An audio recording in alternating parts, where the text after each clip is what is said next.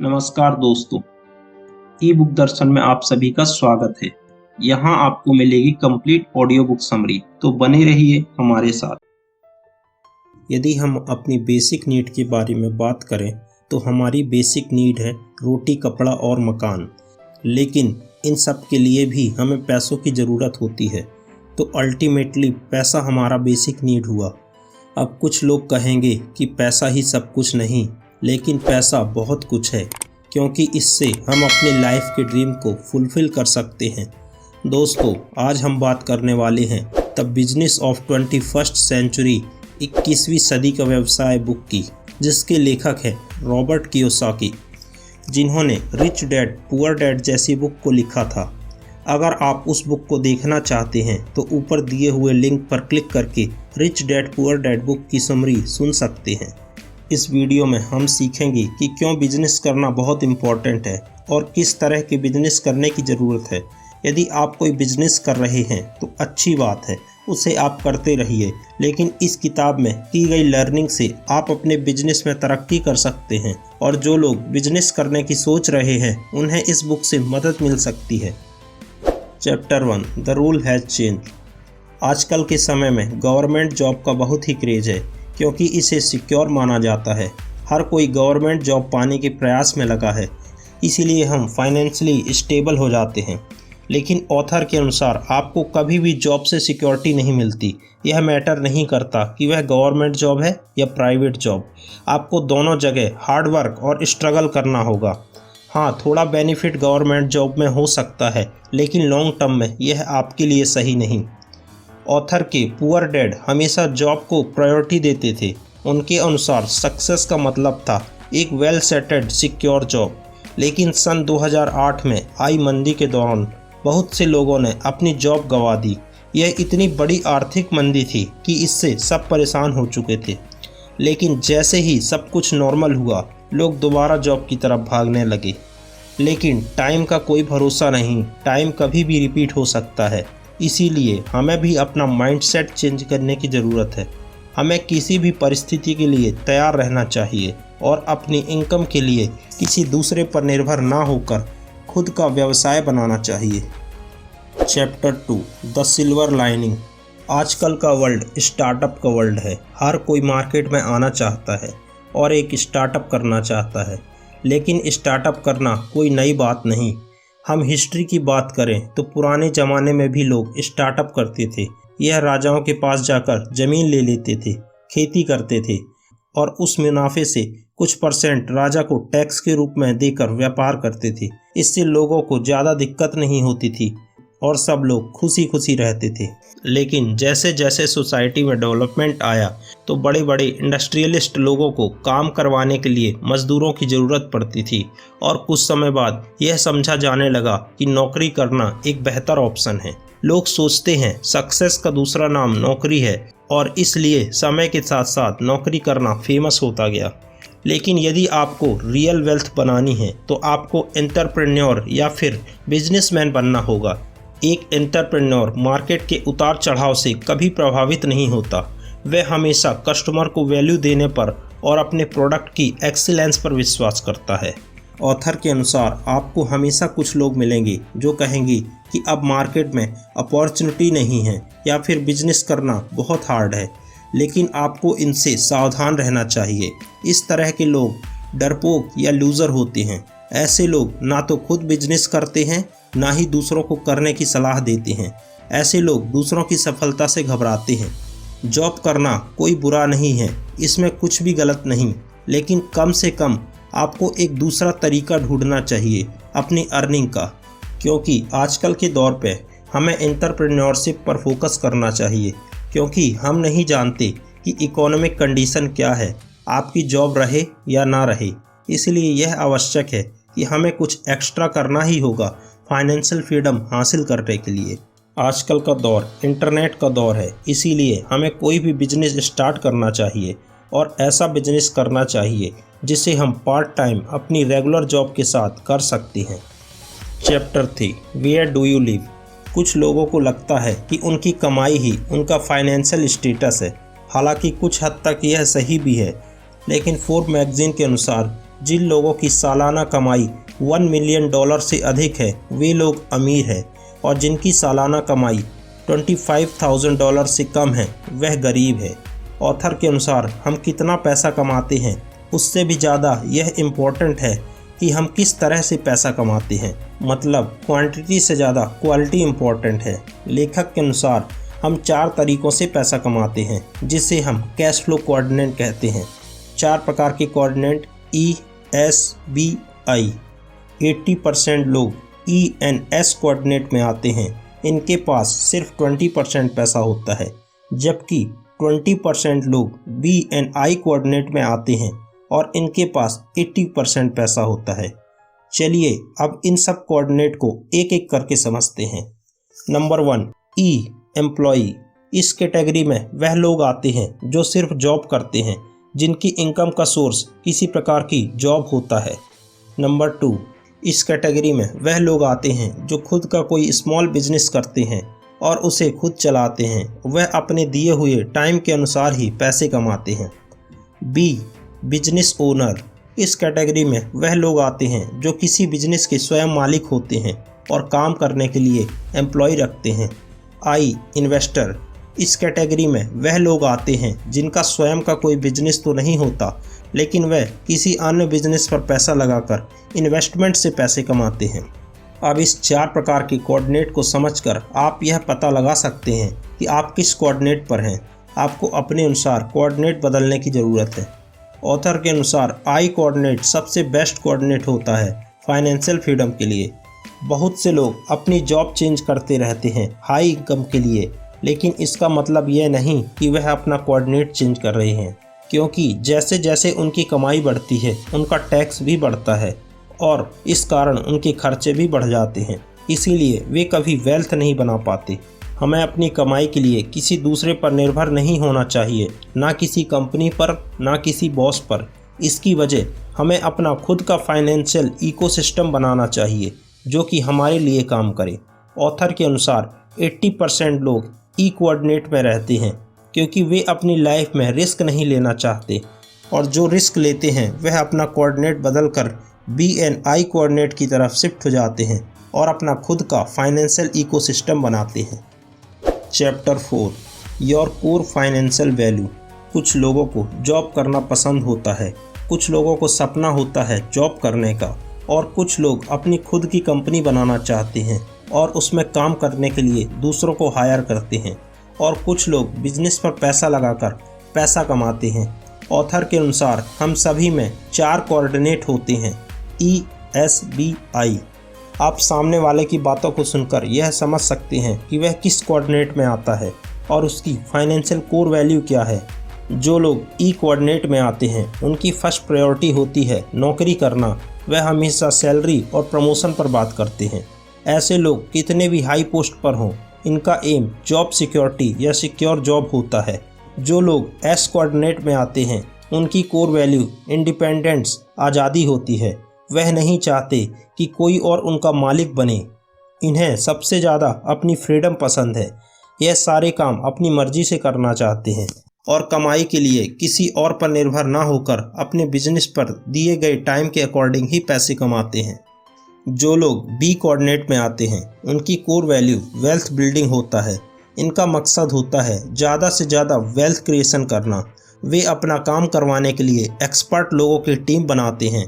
वे खुद काम का बोझ नहीं लेते, बल्कि वह फ्री होकर अपना काम टीम से करवाते हैं और खुद प्रोडक्टिव आइडिया सोचने पर अपना समय लगाते हैं। जो लोग I कोऑर्डिनेट में आते हैं इनकी कोर वैल्यूज़ फाइनेंशियल फ्रीडम होती है। वह खुद काम करने की बजाय अपने पैसों को काम में लगाते हैं। वे पैसों से पैसा बनाने के कॉन्सेप्ट पर बिलीव करते हैं। इस कैटेगरी के लोग पैसे बचाने से ज़्यादा पैसों को अलग अलग एसेट क्लास में इन्वेस्ट करते हैं, जैसे real estate, share market, commodity. इसीलिए हमें भी बिजनेस क्लास या इन्वेस्टर बनना चाहिए ताकि हम इन्वेस्टमेंट सीखकर अलग अलग एसेट क्लास में इन्वेस्ट कर सकें। हम जिस इन्वायरमेंट पर रह रहे हैं वहाँ लोग सोचते हैं कि नौकरी ही पैसा कमाने का बेस्ट तरीका है। हम कोई स्टार्टअप, बिजनेस या इन्वेस्टमेंट से डरते हैं और हम सोचते हैं कि सिर्फ पैसे बचाकर हम अमीर बन सकते हैं। इसीलिए यदि आपको फाइनेंशियल फ्रीडम या रियल वेल्थ बनाना है तो आपको सिर्फ अपना कोऑर्डिनेट शिफ्ट करने की ज़रूरत है। Chapter 5 the mindset of entrepreneur. आजकल एक वर्ड बहुत सुनने में आता है एंटरप्रेन्योर, पर एक्चुअल में इसका मतलब क्या है? एंटरप्रेन्योर वह पर्सन होता है जिसके पास एक यूनिक आइडिया होता है और उस आइडिया को सेल कर वह पैसे कमाता है। कुछ लोगों को लगता है कि एंटरप्रेन्योर और बिजनेसमैन एक ही है, लेकिन इन दोनों में अंतर होता है। बिजनेसमैन अपने पुराने तरीक़ों से बिजनेस करता है, जबकि एक एंटरप्रेन्योर एक न्यू आइडिया पर काम करके उसे बिजनेस में कन्वर्ट कर देता है। ऑथर के अनुसार ज़्यादा अमीर एक एंटरप्रेन्योर ही होता है। आपने बहुत से एंटरप्रेन्योर लोग देखे होंगे जिन्होंने सिर्फ एक आइडिया से शुरुआत की और आज $1 बिलियन के बिजनेस चला रहे हैं, जैसे Bill Gates, Jeff Bezos, Elon Musk, Mark Zuckerberg इत्यादि। कुछ लोगों को लगता है एंटरप्रेन्योर बनने के लिए एक स्पेसिफिक स्टडी और स्किल्स की ज़रूरत होती है, लेकिन ऐसा नहीं है। आपको सिर्फ एक स्पेसिफिक माइंडसेट की ज़रूरत है। यदि आपके अंदर फाइनेंशियल फ्रीडम पाने की रुचि का माइंडसेट बन जाता है तो आप एक एंटरप्रेन्योर बन सकते हैं, क्योंकि आपने ऐसे बहुत से लोग देखे होंगे जो किस्मत से लॉटरी जीत लेते हैं या उन्हें किस्मत से पैसा मिल जाता है, लेकिन कुछ समय बाद वे अपना सारा धन अपनी ज़रूरतों और आवश्यकताओं के खर्चों में गंवा देते हैं और वापस से गरीब हो जाते हैं। ऐसा क्यों होता है? ऐसा इसलिए होता है क्योंकि वह नहीं जानते कि पैसा कैसे बनाना है और पैसे का क्या करना है। जब तक उन्हें समझ आता है तब तक उनका पैसा जा चुका होता है। बहुत से लोग सोचते हैं कि वह जॉब छोड़कर एक एंटरप्रेन्योर बन जाएं, लेकिन उनका सपना सिर्फ सपना ही रह जाता है, क्योंकि वह सिर्फ सोचते रहते हैं और कभी एग्जीक्यूट नहीं करते। वह हमेशा रिस्क लेने से डरते हैं और उनमें कभी भी कुछ अलग करने की हिम्मत नहीं होती। एंटरप्रेन्योर माइंडसेट के लोग रिस्क लेते हैं। उन्हें खुद पर विश्वास होता है कि यदि वह कभी फेल भी हो जाएं तो उन्हें आगे सफलता जरूर मिलेगी। आजकल 21वीं सदी में बिजनेस को स्टार्ट करना पहले जितना मुश्किल नहीं है। आप सिर्फ एक आइडिया से ही अपना स्टार्टअप कर सकते हैं। Chapter 6 it's time to control. बहुत से लोग सोचते हैं रिच बनने के लिए आपको कठिन परिश्रम करना होगा। बिना हार्डवर्क के आप रिच नहीं बन सकते, लेकिन यह पूरी तरह सच नहीं। इसका मतलब यह नहीं कि आपको मेहनत नहीं करनी। इसका मतलब यह है कि आपको मेहनत तो करनी है, लेकिन फोकस और सही डायरेक्शन में। आपको खुद के लिए मेहनत करनी है, अपना बिजनेस बनाने के लिए मेहनत करनी है, क्योंकि यदि आप सिर्फ कमाई के लिए मेहनत करते हैं तो आप सिर्फ जॉब करते हैं और आपकी मेहनत का रिजल्ट कोई और लेता है। जीवन में बहुत सी चीज़ें हम कंट्रोल नहीं कर सकते, लेकिन अपनी सोर्स ऑफ इनकम हमारी कंट्रोल में होती है।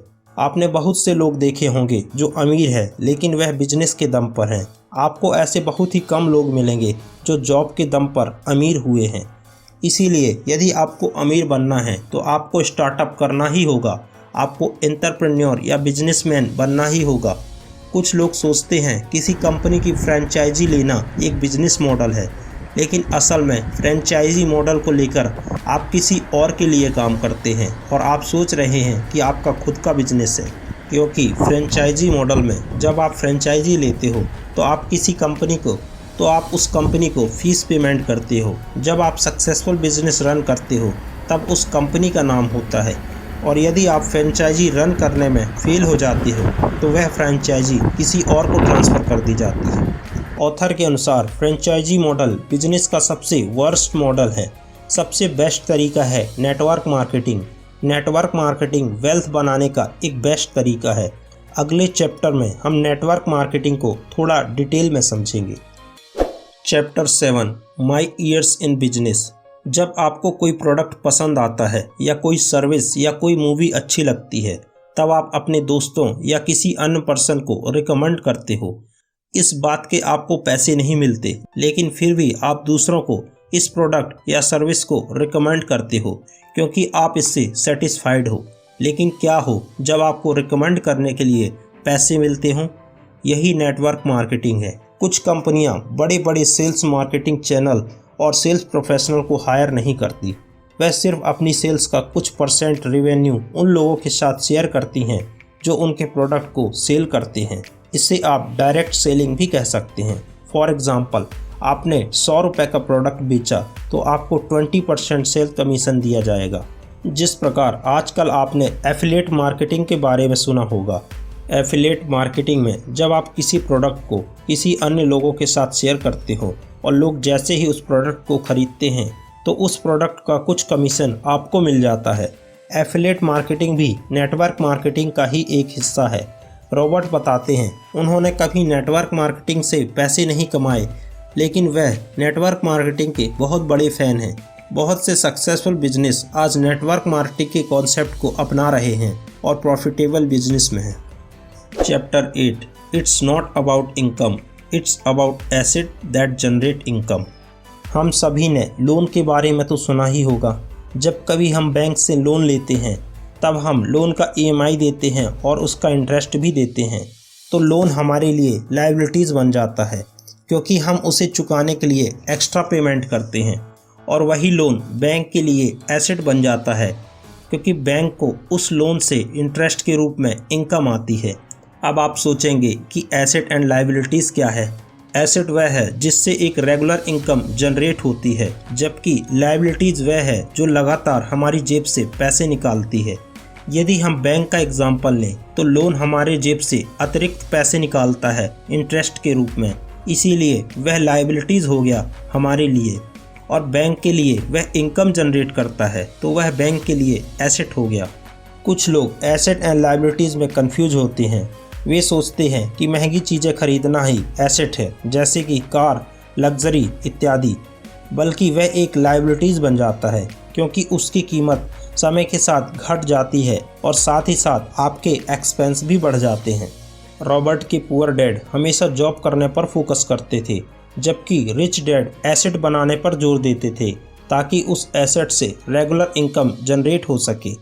एसेट बिल्डिंग बहुत ज़रूरी है क्योंकि एसेट आपके लिए हमेशा काम करता है, चाहे आप रेस्ट कर रहे हो या छुट्टी पर हो। वह आपके लिए हमेशा इनकम जनरेट करता रहेगा, वह लाइफ टाइम पैसे कमा कर देगा पैसिव तरीके से। अब आगे हम 8 प्रकार के एसेट के बारे में चर्चा करेंगे। Chapter 9 asset number 1 a real world business education. आजकल के एजुकेशन सिस्टम में एग्ज़ाम में पास होने के लिए ही शिक्षा दी जाती है। इसमें हमें कभी भी ओवरऑल डेवलपमेंट के बारे में नहीं सिखाया जाता। फाइनेंशियल एजुकेशन के बारे में जानकारी नहीं दी जाती। यदि आप 90% लोगों से शेयर मार्केट के बारे में पूछोगे तो उन्हें इस विषय में कुछ नहीं पता। सिर्फ 5% लोगों को ही सही जानकारी होती है और बचे 5% लोगों को इसके विषय में मिसगाइडेंस होता है। ऑथर के अनुसार एजुकेशन 3 टाइप की होती है। Number 1 scholastic education, number 2 professional education, number 3 financial education. Scholastic education, इस तरह के एजुकेशन सिस्टम में हम पढ़ना, लिखना और कुछ सब्जेक्ट के बारे में सीखते हैं। प्रोफेशनल एजुकेशन, इस तरह के एजुकेशन सिस्टम में हमें पैसों के लिए काम करना सिखाया जाता है, या दूसरे शब्दों में कहें तो हमें E&S कोऑर्डिनेट में वर्क करना सिखाया जाता है। फाइनेंशियल एजुकेशन, इस तरह के एजुकेशन सिस्टम में हमें पैसे बनाना सिखाया जाता है ताकि हम पैसों से पैसे कमा सकें और अपने पैसों को काम में लगा सकें। अगर हमें एंटरप्रेन्योर बनना है तब हमें टेक्निकल स्किल्स के अलावा लाइफ स्किल्स की भी ज़रूरत होगी। Chapter 10 asset number 2 profitable part of personal development. Success हर इंसान के लिए अलग अलग होती है और हर एक इंडिविजुअल पर डिपेंड करती है कि उसका सक्सेस का पैमाना क्या है। इसीलिए नेटवर्क मार्केटिंग को सक्सेस का एक अच्छा तरीका माना जाता है। इसमें किसी को जल्दी सक्सेस मिल जाती है और किसी को देर से मिलती है। हर किसी का सक्सेस का पैमाना अलग अलग होता है। ऑथर के अनुसार नेटवर्क मार्केटिंग एक बेस्ट तरीका है रियल वर्ल्ड बिजनेस एजुकेशन का, क्योंकि बचपन से हम में बहुत सी वीकनेस होती हैं और यदि हम उसे डेवलप करना चाहते हैं और अपनी वीकनेस पर काम करके अपनी पीपल स्किल्स, लाइफ स्किल को इम्प्रूव करना चाहते हैं तो नेटवर्क मार्केटिंग में ज्वाइन होना एक बेस्ट तरीका है। Chapter 11 asset number 3 a circle of friends who share your dreams and value. दोस्ती ही एक ऐसा रिश्ता है जिसे हम खुद चुनते हैं, बाकी अदर रिश्ते हम नहीं चुनते, जैसे कि पेरेंट्स या अन्य रिलेशनशिप। अपने दोस्तों को चुनते समय आपको केयरफुल रहना चाहिए क्योंकि फ्रेंडशिप ही डिसाइड करती है कि आपका फ्यूचर कैसा होगा। अगर आपके दोस्त अच्छे हैं तो आप लकी है, क्योंकि यदि आपके दोस्त आपके जैसे हैं तो आपकी फाइनेंशियल जर्नी आसान हो जाती है और आप अपने दोस्तों को अपने गोल्स भी आसानी से समझा सकते हैं और वह भी आपके गोल्स एंड जर्नी की रिस्पेक्ट करते हैं, क्योंकि आपकी मोरल वैल्यू आपके फ्रेंड्स की मोरल वैल्यू से मैच करती है। और यदि आपके फ्रेंड्स के और आपके गोल्स एक जैसे हैं तो आप एक दूसरे से सीखते हैं। इसीलिए किसी ने कहा है कि तुम मुझे अपने दोस्त दिखा दो और मैं तुम्हें तुम्हारा फ्यूचर दिखा दूंगा। जब आपके फ्रेंड्स आपके गोल्स एंड वैल्यू को समझते हैं तब आपका टॉपिक ऑफ डिस्कशन हमेशा फाइनेंस होता है। तब आप नई नई चीज़ों को सीखते हो और जब कभी आप अपने गोल्स से डिस्ट्रैक्ट होते हो तब आपके फ्रेंड्स आपकी मदद करते हैं और आप उनकी। आपने ऐसे बहुत से लोगों को देखा होगा जो अमीर हैं और वह हमेशा अपना टाइम उन लोगों के साथ गुजारना पसंद करते हैं जिनके गोल्स एंड वैल्यू मैच करते हैं। फॉर एग्जांपल, माइक्रोसॉफ्ट के फाउंडर बिल गेट्स अपना समय रिचेस्ट इन्वेस्टर वॉरेन बफेट के साथ गुजारना पसंद करते हैं। Chapter 12, asset number 4, the power of your own network. आपने थॉमस अल्वा एडिसन का नाम तो सुना ही होगा, जिन्हें बल्ब के आविष्कारक के तौर पर जाना जाता है। लेकिन उन्होंने बल्ब की खोज नहीं की थी, बल्कि उन्होंने बल्ब की क्वालिटी को इम्प्रूव किया था और उसे परफेक्ट बनाया था। और बड़ी बात यह है कि एडिसन ने एक बिजनेस के तौर पर स्टार्टअप किया था और इससे बहुत पैसे कमाए। एडिसन ने बचपन में 15 साल की उम्र में ही स्टडी छोड़ दी थी और वह कैंडी एंड न्यूज़पेपर बेचते थे। फिर उन्होंने एक प्रिंटिंग बिजनेस की शुरुआत की और कैंडी न्यूज़पेपर बेचने के लिए लोगों को हायर कर लिया। धीरे धीरे वह एक बिजनेसमैन बन गए।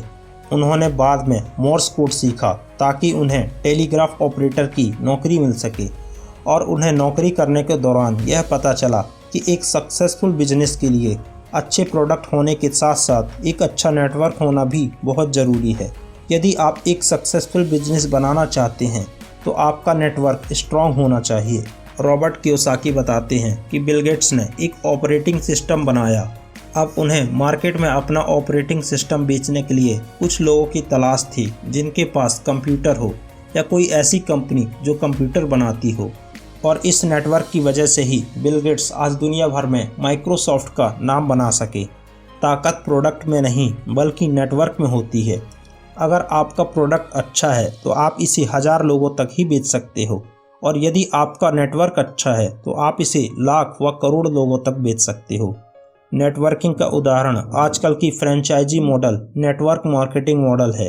रिच लोग हमेशा नेटवर्किंग की ताकत को समझते हैं।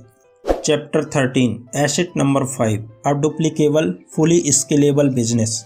नेटवर्क मार्केटिंग का मतलब सिर्फ प्रोडक्ट बेचना नहीं, बल्कि आप एक इन्फॉर्मेशन को कितने लोगों तक शेयर करते हो और आप लोगों से कैसे कनेक्ट होते हो। एक अच्छा नेटवर्क मार्केटर सिर्फ अपनी सक्सेस के बारे में नहीं सोचता, बल्कि वह नीचे काम करने वाले लोगों की सक्सेस के बारे में भी सोचता है। नेटवर्क मार्केटिंग एंड सेल्स में थोड़ा डिफरेंस होता है। जैसे सेल्स में आप सेम परफॉर्मेंस को नेक्स्ट मंथ रिपीट नहीं कर सकते। मतलब जितनी सेल्स आपकी इस मंथ हुई, ज़रूरी नहीं कि उतनी ही सेल्स आपको नेक्स्ट मंथ में हो। लेकिन नेटवर्क मार्केटिंग में आपने जितने लोगों का नेटवर्क इस मंथ बनाया है वह हमेशा आपके साथ लाइफ टाइम रहेगा और इससे आपकी परफॉर्मेंस भी बढ़ती रहेगी। रॉबर्ट बताते हैं कि हेनरी फोर्ड ने एक ऐसा बिजनेस मॉडल क्रिएट किया जिससे कॉमन मैन भी अपना एफर्ट और टाइम लगा सके उस प्रोडक्ट को बनाने में। वे चाहते तो अपनी कार के लिए टैलेंटेड क्राफ्टमैन रख सकते थे और उनसे कार बनवा सकते थे, लेकिन उन्होंने ऐसा ना करके एक ऐसा मॉडल बनाया जिसे आम इंसान भी सहयोग कर सके। बहुत ही कम एंटरप्रेन्योर यह जानते हैं कि कैसे एक छोटे से बिजनेस को एक बड़े ब्रांड में कन्वर्ट किया जा सकता है, जिनमें भी डायरेक्ट पार्टिसिपेशन ना करके, मतलब खुद इन्वॉल्व ना होकर अपने टास्क को दूसरे लोगों को दे देता है और लोग उनके लिए काम करते हैं और वह एक टीम बनाकर नेटवर्किंग का बेनिफिट लेता है। रॉबर्ट बताते हैं कि मैकडॉनल्ड्स की सफलता के पीछे रे क्रॉक ही थे। उन्होंने किसी एक्सपर्ट रेस्टोरेंट की हेल्प ना लेकर एक ऐसा सिस्टम बनाया जिससे कोई भी व्यक्ति आसानी से रेस्टोरेंट चला सकता था और यही मैकडॉनल्ड्स की सफलता का राज है। मैकडॉवेल्स की फ्रेंचाइजी चलाने के लिए आपको कोई स्किल्स या रेस्टोरेंट चलाने में माहिर होने की ज़रूरत नहीं, बल्कि मैकडॉवेल्स खुद एक सिस्टम बना कर देता है जिससे कोई भी व्यक्ति मैकडॉवेल्स का बिजनेस चला सकता है। बहुत सी बड़ी कंपनियां इस चीज़ को अपनाती हैं। वे एक ऐसा सिस्टम बनाते हैं जिससे एक कॉमन मैन भी चला सकता है। वह खुद तो सक्सेसफुल होता है और साथ के साथ कंपनी भी सक्सेसफुल होती है। यही पावर है नेटवर्क मार्केटिंग का। Chapter asset number 6, incompatible leadership skills. अगर आप किसी की हेल्प करना चाहते हो और आप लोगों को ग्रो होते देखना चाहते हो, इसका मतलब है आप में लीडरशिप स्किल्स है। लीडरशिप वह पावर है जो सभी को एक साथ काम में लगाकर एक बिजनेस को अच्छा बना सकता है। आपने जितनी भी बड़ी बड़ी कंपनियों का नाम सुना होगा, उनकी वजह है उनमें काम करने वाले लीडर्स। जिन कंपनियों के पास अच्छे लीडर्स होते हैं, पैसा अपने आप आता है। लेखक के अनुसार कंपनियां स्ट्रगल इसलिए करती हैं क्योंकि उनके लीडर्स अपने विजन्स और गोल्स को एम्प्लॉय से शेयर नहीं करते। ज़्यादातर एस कोऑर्डिनेट के लोग बी कोऑर्डिनेट में, मतलब सेल्फ एम्प्लॉयड कैटेगरी के लोग बिजनेस क्लास में इसलिए नहीं आ पाते क्योंकि उनमें लीडरशिप की कमी होती है। क्योंकि लीडर्स कंपटीशन से ज़्यादा कोलैप्स पर विश्वास रखते हैं। लीडरशिप के 4 एलिमेंट होते हैं। Number 1 mental, number 2 physical, number 3 emotional, number 4 spiritual. यदि आप इन 4 एलिमेंट को कंट्रोल नहीं कर सकते तो आप एक अच्छे लीडर्स नहीं बन सकते। Chapter 15 asset number 7, a mechanism for genuine wealth creation. अक्सर लोग मनी एंड वेल्थ में कंफ्यूज रहते हैं। वह सोचते हैं कि यह दोनों एक ही है, लेकिन इन दोनों में अंतर है। मनी आपके इनकम के बारे में बताता है, जबकि वेल्थ आपके ओवरऑल एसेट के बारे में बताती है। रिच पीपल हमेशा अपने वेल्थ बनाने के लिए वर्क करते हैं। वह हमेशा एसेट बनाते हैं, ना कि सिर्फ अपनी इनकम पर काम करते हैं। राइटर के अनुसार 4 तरीके हैं फाइनेंशियल फ्रीडम पाने के। नंबर 1 बिल्ड बिजनेस, मतलब आपको खुद का बिजनेस बनाना चाहिए और उसे ग्रो करने के लिए टाइम देना चाहिए। नंबर 2 री इन्वेस्ट इन बिजनेस, आपको अपने बिजनेस का प्रॉफिट दोबारा बिजनेस में ही इन्वेस्ट करना चाहिए। आपको पैसे से पैसा बनाना है और यह नियम को फॉलो करना चाहिए। Number 3 invest in real estate, यदि हम अपने एक्स्ट्रा मनी को रियल एस्टेट में इन्वेस्ट करें तो यह भी हमारे लिए अच्छा है। Number 4 let your asset by your luxury, luxury का मतलब सिर्फ यह नहीं कि महंगी चीज़ें खरीद लें, बल्कि यह है कि उस लग्जरी को आप कितना एंजॉय कर पाते हैं। इसीलिए आप अपनी लग्जरी को अपनी इनकम से नहीं बल्कि पैसिव इनकम से खरीदें। इसीलिए आदर्श तरीका यही है कि आप अपनी इनकम में से एसेट बनाएं और उस एसेट से आने वाली इनकम से लग्जरी लाइफ एंजॉय करें। Chapter 16 asset number 8, a big dream and the capacity to live them. सपने देखना और सपनों को पूरा करना, यह 2 अलग अलग बातें हैं। लेकिन कुछ लोग अपने सपनों को पूरा कर पाते हैं और केवल वही लोग करते हैं जो अपने ड्रीम्स को कंप्लीट करने के लिए हार्ड वर्क करते हैं, कड़ी मेहनत करते हैं और अपने सपनों को पूरा करने के लिए भागते हैं। रिच डैड हमेशा यह सिखाते हैं कि हमें कभी यह नहीं सोचना चाहिए कि हम अपने सपनों को पूरा नहीं कर सकते, बल्कि हमें यह सोचना चाहिए कि हमें अपने सपनों को कैसे पूरा करना है और फिर उसके लिए कैसे काम करना है। ऑथर के अनुसार हमें कुछ वाक्यों को कभी नहीं बोलना चाहिए। यह मुझसे नहीं हो पाएगा, यह लगभग इम्पॉसिबल है, यह बहुत रिस्की है, क्योंकि जब आप इन वाक्यों को दोहराते हैं तब आपके दिमाग में नेगेटिविटी जन्म लेती है और आप उसे पूरा करने के लिए कभी मेहनत ही नहीं करते। ऑथर के अनुसार 5 प्रकार के सपने देखने वाले लोग होते हैं। Number 1 those who dreams in the past, ऐसे लोग जो हमेशा पास्ट में की गई अचीवमेंट की बातें करते हैं। Number 2 those who dreams only small, ऐसे लोग हमेशा छोटे सपनों में ही संतुष्ट हो जाते हैं। वे कभी बड़े सपने नहीं देखते क्योंकि वे रिस्क लेने से घबराते हैं। ऐसे लोग सबसे खतरनाक होते हैं क्योंकि ये ना तो खुद बड़ा सोचते हैं ना ही दूसरों को इनकरेज करते हैं। Number 3 those who achieve dreams and getting bored, ऐसे लोग जो अपने सपनों को पूरा करने के बाद बोर हो जाते हैं। Number 4 those who dream big but without execution plan. यह लोग सिर्फ बड़े सपने देखते हैं लेकिन इनके पास कोई रोड मैप नहीं होता, कोई एग्जीक्यूशन प्लान नहीं होता।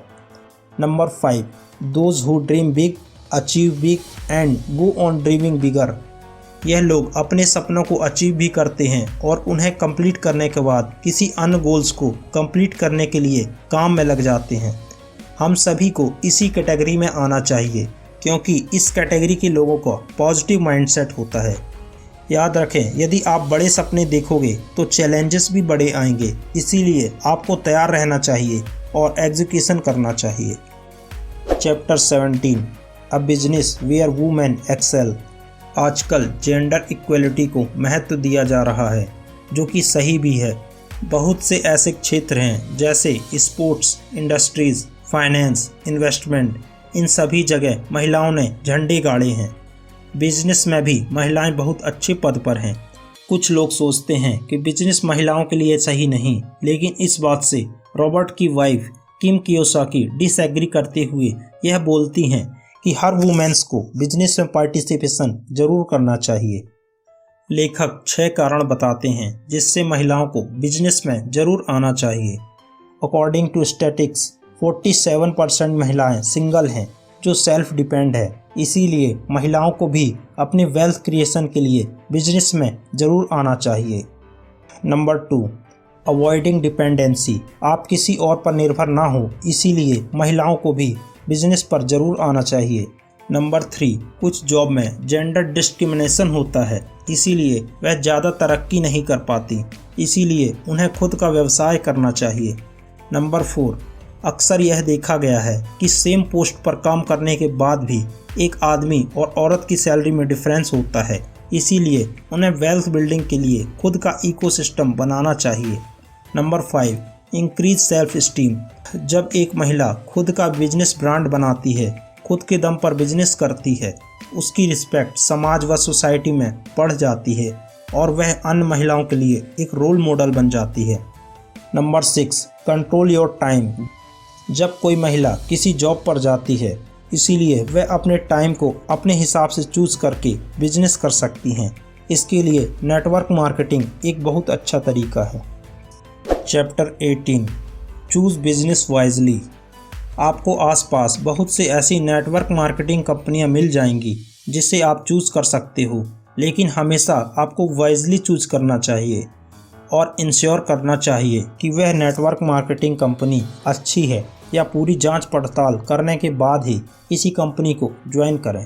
आपको नेटवर्क मार्केटिंग चुनते समय ज़्यादा प्रोडक्ट पर ध्यान नहीं देना, बल्कि नेटवर्क पर ध्यान देना है, क्योंकि आप एक बिजनेस बना रहे हैं और आपको नेटवर्क मार्केटिंग चुनते समय बहुत से डाउट व कन्फ्यूजन आएंगे। इसीलिए आपको कुछ क्वेश्चन अपने आप से पूछने हैं। Number 1, who is running your ship. आपको कंपनी के बैकग्राउंड के बारे में व ओनर्स के बारे में पता करना है कि उसे कौन चला रहा है। Number 2, does the company offer proven action plan. Company का कोई एक्शन प्लान है या नहीं, क्या स्ट्रेटेजी है। Number 3, does the company have strong and high quality product line. Company में काम करने वाले लोग कैसे हैं, नेटवर्क कैसा है और उनका प्रोडक्ट मॉडल क्या है। Chapter 19, what it takes. किसी भी चीज़ को स्टार्ट करने का एक प्रोसेस होता है, एक तरीका होता है। ठीक उसी प्रकार नेटवर्क मार्केटिंग का भी एक प्रोसेस होता है। अब नेटवर्क मार्केटिंग का प्रोसेस समझने से पहले हमें यह समझने की आवश्यकता है कि हमें क्या नहीं करना चाहिए। नेटवर्क मार्केटिंग में हमें किसी हाई डिग्री, हाई एजुकेशन की ज़रूरत नहीं पड़ती। हमें किसी सेल्स एक्सपर्ट होने की भी ज़रूरत नहीं। हम इसे अपने पार्ट टाइम में भी कर सकते हैं और अपनी जॉब के साथ साथ भी कर सकते हैं। आपको पेशेंस रखना होगा। यह कोई गेम या स्कीम नहीं है कि आप रातों रात अमीर बन जाएंगे। यह आपका बहुत सारा टाइम व इफ़र्ट भी लेगा। Chapter 20, living the life. Author के अनुसार अमीर का मतलब यह नहीं कि आपके बैंक अकाउंट में कितना पैसा है, बल्कि रिच का मतलब यह है कि आपके पास कितनी इन्फॉर्मेशन एंड नॉलेज है अमीर बनने के लिए। यदि आपके पास पैसे कमाने की नॉलेज है तो आप रिच हैं। यह समझाते हुए रॉबर्ट अपनी कहानी बताते हैं कि वह शुरुआत में गोल्ड में इन्वेस्ट करते थे और जब गोल्ड की प्राइस बढ़ रही थी तब उन्हें लालच आ गया और वह उन्हें लॉन्ग टर्म के लिए अपने पास रख लिए। लेकिन जब 1996 में गोल्ड में गिरावट आई तब थोड़ी सी बढ़ोतरी होने पर रॉबर्ट ने अपना इन्वेस्टमेंट बेच दिया, जिससे उन्हें ज़्यादा प्रॉफिट नहीं हुआ। लेकिन इन सब से रॉबर्ट ने एक सीख ली, यदि आपके पास फाइनेंशियल नॉलेज है तभी आप रिच बन सकते हैं, real estate, share market, gold investment के जरिए। यदि आपके पास फाइनेंशियल नॉलेज नहीं तब आप इनका बेनिफिट नहीं ले सकते। ऑथर के अनुसार एकेडमिक नॉलेज का फाइनेंशियल नॉलेज से कोई लेना देना नहीं। यह भी हो सकता है कि किसी व्यक्ति का एकेडमिक नॉलेज तो कम हो लेकिन फिर भी वह अच्छी खासी कमाई कर रहा है, एक अच्छी वेल्थ बना रहा है, क्योंकि उसका फाइनेंशियल इंटेलिजेंस अच्छा है। आप रिच बन सकते हैं यदि आपका फाइनेंशियल इंटेलिजेंस अच्छा है। यह निर्भर नहीं करता कि आपका एकेडमिक क्वालिफिकेशन क्या है। लेखक के अनुसार आपकी फाइनेंशियल इंटेलिजेंस अधिक होना चाहिए, क्योंकि सरकार व अन्य लोग आपके पैसे पर नज़र गड़ाए बैठे हैं। सरकार आपके पैसों को टैक्स के जरिए वसूलना चाहती है, इसीलिए आपको हमेशा टैक्स सेविंग स्कीम में इन्वेस्ट करना चाहिए और अपनी फाइनेंशियल नॉलेज को बढ़ाना चाहिए ताकि आप रियल वेल्थ बना सकें और रिच बन सकें। Chapter 21 the business of 21st century. यह 21वीं सदी बिजनेस के लिए अच्छा समय। यह एक टेक्नोलॉजी का युग है जिसमें नेटवर्क मार्केटिंग एक अच्छा बिजनेस है। नेटवर्क मार्केटिंग एक ऐसा बिजनेस मॉडल है जिसमें आगे बढ़ने के लिए सबको मौका मिलता है। नेटवर्क मार्केटिंग में आप बहुत कुछ सीखते हैं और आपके नए नेटवर्क भी बनते हैं। नेटवर्क मार्केटिंग से आप में सेल्फ कॉन्फिडेंस आता है और पब्लिक स्पीकिंग स्किल्स भी इम्प्रूव होती है। लेकिन कुछ पहलू नेटवर्क मार्केटिंग के आपको खराब लग सकते हैं और कुछ लोगों को पसंद नहीं आते। ऐसा लगभग सभी प्रोफेशन में होता है कि कुछ अच्छे लोग भी होते हैं। यदि आपको ग्रो करना है तो आपको एक अच्छे विचार के साथ सबको साथ में लेकर चलना ही पड़ेगा, क्योंकि नेटवर्क मार्केटिंग में सबकी तरक्की से ही आपकी तरक्की जुड़ी होती है। Thanks for watching this video. अगर आप भी अपने जीवन में सकारात्मक परिवर्तन चाहते हैं तो अभी हमारे चैनल को सब्सक्राइब कर लीजिए, क्योंकि इस चैनल पर हम आपकी सफलता के लिए बेस्ट बुक समरीज लेकर आते हैं और आपके एक लाइक एंड सब्सक्राइब करने से हमें मोटिवेशन मिलता है। धन्यवाद। ebookdarshan.com।